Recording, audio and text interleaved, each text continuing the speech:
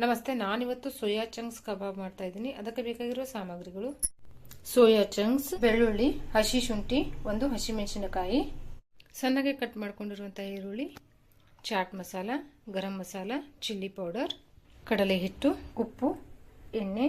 Soya ಚಂಕ್ಸನ್ನು ನೆನೆ ಇಡಬೇಕು ಬಿಸಿ ನೀರಲ್ಲಿ.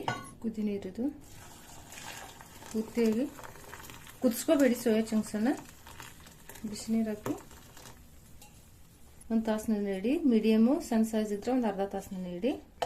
ಕಂಪ್ಲೀಟಾಗಿ ಮೆತ್ತಗಾಗಬೇಕಿದು.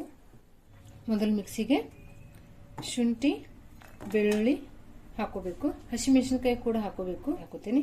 ಮೊದಲಿಗೆ ಇದಷ್ಟೇ ಸಣ್ಣ ಆಗಬೇಕು, ಆ ಥರ ನೀವು ಮಿಕ್ಸಿ ಮಾಡ್ಕೊಳ್ಳಿ. ಇದರ ಖಾರ ಇಲ್ಲಿಂದ ನಾನು ತೆಗಿಬೇಕು ನನ್ನ ಮಗಳಿಗೆ, ಹೀಗಾಗಿ ನಾನು ಮೆಣಸಿನ್ಕಾಯಿನ ಆಮೇಲೆ ಹಾಕೋತೀನಿ. ನೋಡಿ, ಈಗ ಸಣ್ಣಾಗಿದೆ. ಈಗ ಚಂಕ್ಸ್ ಹಾಕೋತೀನಿ. ಸಣ್ಣಗೆ ಮಾಡ್ಕೊಂಬಿಡಿ. ನೋಡಿ, ಈ ರೀತಿಯಾಗಿ ಸಣ್ಣಗೆ ಮಾಡ್ಕೊಂಬಿಡಿ. ಅಷ್ಟು ತಗೊಳ್ಬಿಡ್ತೀನಿ. ಈಗ ಇದಕ್ಕೆ ಸ್ವಲ್ಪ ಚಿಲ್ಲಿ ಹಾಕೊಂಡ್ಬಿಡ್ತೀನಿ. ಇನ್ನೊಂದು ರೌಂಡು ಮಿಕ್ಸಿ ಮಾಡ್ಕೊಂಡ್ಬಿಡ್ತೀನಿ. ನೋಡಿ, ಮೆಣಸಿನ್ಕಾಯಿ ಕೂಡ ಸಣ್ಣಗಾಗಿದೆ. ಈಗ ಇದನ್ನು ಒಂದು ಬೌಲ್ಗೆ ತಗೊಂಡ್ಬಿಡೋಣ. ಪರಾತಲ್ಲಿ ಪ್ಲೇಟಿಗಾದರೂ ಈಸಿ ಆಗುತ್ತೆ ಮಾಡ್ಕೊಳ್ಳಿಕ್ಕೆ.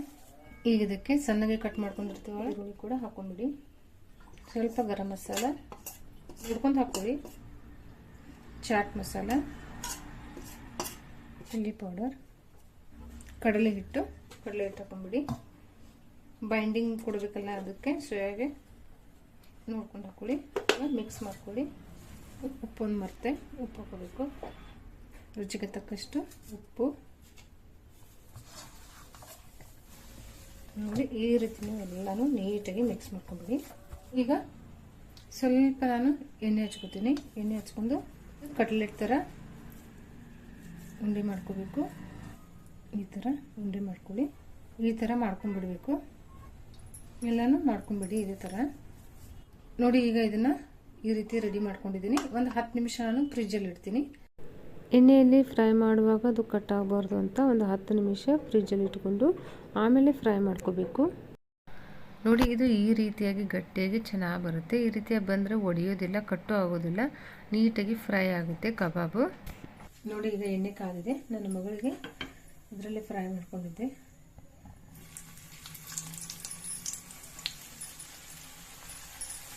ಪೂರ್ತಿಯಾಗಿ ತುಂಬಿಸ್ಕೋಬೇಡಿ. ಪ್ಯಾನ್ಗೆ ಸ್ವಲ್ಪ ಜಾಗ ಬಿಟ್ಕೊಂಡ್ರೆ ಫ್ರೈ ಮಾಡ್ಕೊಳ್ಳಿಕ್ಕೆ ಈಸಿ ಆಗುತ್ತೆ ನಿಮಗೆ. ಇನ್ನು ಯಾರೆಲ್ಲ ನನ್ನ ಚಾನಲ್ಗೆ ಸಬ್ಸ್ಕ್ರೈಬ್ ಮಾಡಲು ಪ್ಲೀಸ್ ನನ್ನ ಚಾನಲ್ಗೆ ಸಬ್ಸ್ಕ್ರೈಬ್ ಮಾಡಿ, ಲೈಕ್ ಮಾಡಿ, ಶೇರ್ ಮಾಡಿ.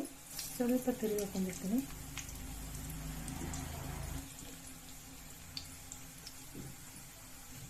ನೋಡಿ, ಇದು ಎರಡು ಸೈಡು ಚೆನ್ನಾಗಿ ಫ್ರೈ ಆಗಿದೆ.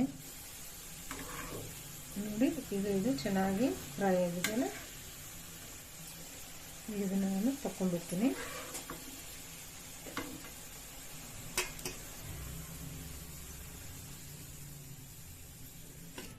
ಈ ಥರ ಗೋಲ್ಡನ್ ಬ್ರೌನ್ ಬರೋ ಥರ ಫ್ರೈ ಮಾಡ್ಕೋಬೇಕು. ತುಂಬಾ ಚೆನ್ನಾಗಿರುತ್ತೆ. ಮೇಲೆ ಕ್ರಿಸ್ಪಿಯಾಗಿ ಒಳಗಡೆ ಮೃದುವಾಗಿ ತುಂಬಾ ಚೆನ್ನಾಗಿರುತ್ತೆ. ನೀವು ಎಲ್ಲ ಮಿಕ್ಸ್ ಮಾಡ್ಕೋವಾಗ ಸ್ವಲ್ಪ ಕೊತ್ತಂಬರಿ ಸೊಪ್ಪನ್ನು ಹಾಕೊಂಬಿಡಿ. ನನ್ನ ಹತ್ರ ಖಾಲಿ ಆಗಿತ್ತು, ಹೀಗಾಗಿ ಹಾಕಿದ್ದಿಲ್ಲ. ತುಂಬಾ ಚೆನ್ನಾಗಿರುತ್ತೆ. ಟ್ರೈ ಮಾಡಿ ನೋಡಿ. ನೋಡಿ, ಈಗ ಸೋಯಾ ಚಂಕ್ಸ್ ಕಬಾಬ್ ರೆಡಿಯಾಗಿದೆ. ತುಂಬಾ ಚೆನ್ನಾಗಿರುತ್ತೆ. ಟ್ರೈ ಮಾಡಿ ನೋಡಿ. ಈ ಚಟ್ನಿ ಅಂತೂ ತುಂಬಾ ಚೆನ್ನಾಗಿರುತ್ತೆ. ಟೊಮೆಟೊ ಪುದೀನ ಚಟ್ನಿ ಜೊತೆ ಟ್ರೈ ಮಾಡಿ.